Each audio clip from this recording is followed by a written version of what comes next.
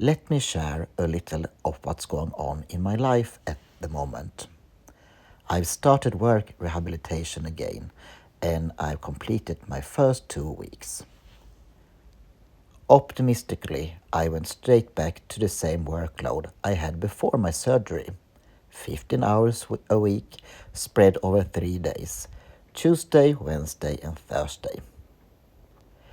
But I've been away from work for 4 months, and I'm realizing it wasn't as easy as I thought it would be. My brain gets exhausted, really exhausted.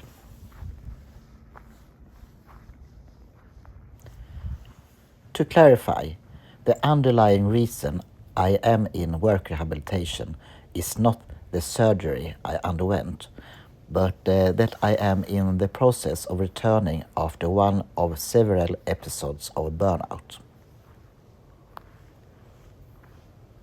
Changing habits takes time. You need to stop for a moment, pause, make space for silence, so you can notice when you slipped back into old patterns. For me, silence and reflection come through nature. I'm lucky to live right next to the forest and the sea. There's nothing as healing as simply being in beautiful nature.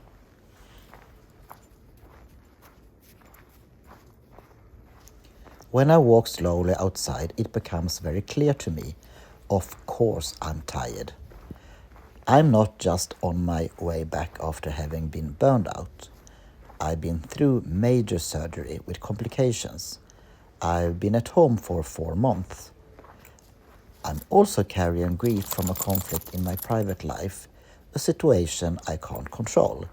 I can only wait and see how it unfolds in the future. Even though I understand why I'm tired, that doesn't change what happens when exhaustion hits. I start overthinking. Instead of accepting where I am, I begin problem solving. A strategy that numbs things in the moment but drains me in the long run.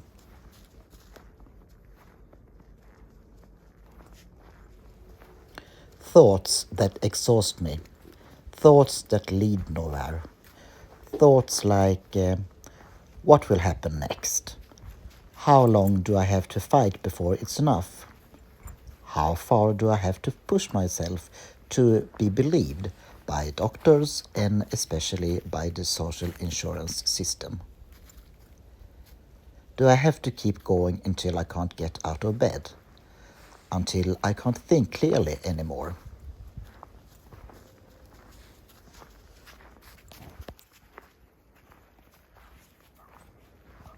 Right now, another strategy has also kicked in, a way to avoid feeling the grief connected to the family conflict.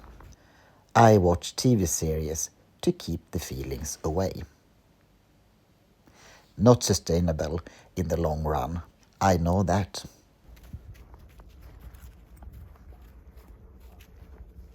So let's talk about sustainable strategies. For me, sustainability looks like going outside, calming my nervous system through the silence of nature, walking off stress hormones one step at a time. Sometimes I walk fast, sometimes very slowly. I take in the surroundings, I photograph, I film. And everything around me begins to settle, to quiet down. Another sustainable strategy is pen and paper, writing things down, sorting my thoughts. Right now, I'm keeping a journal about what happens to me while I'm in work rehabilitation. Letting thoughts spin endlessly in my head solves nothing. Writing down concretely what's happening serves two purposes. It gives me clarity, and it gives me documentation to lean on when I need to explain to doctors and authorities how I actually feel when I'm pushed too hard. What happens to me, and what I believe many people who work too hard for too long can recognize, is this. My head starts crackling when I sit down. There's ringing in my ears.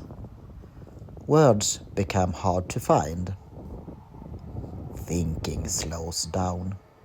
My brain feels like a frozen computer. Sleep becomes difficult even though I'm completely exhausted. And when I do fall asleep, it's hard to wake up. If I'm walking in the middle of a sleep cycle or before I've rested enough, my heart starts racing and I can have a panic attack. Under prolonged stress without recovery, when warning signs are ignored, this can happen. Blackouts when trying to solve problems under time pressure. An escalation of anxious thoughts. A growing sense of worthlessness. Guilt, apathy, and eventually clinical depression according to established criteria. Along the way through these stages, you often lose your social life too. You stop seeing friends because you don't have the energy. You stop taking care of your home.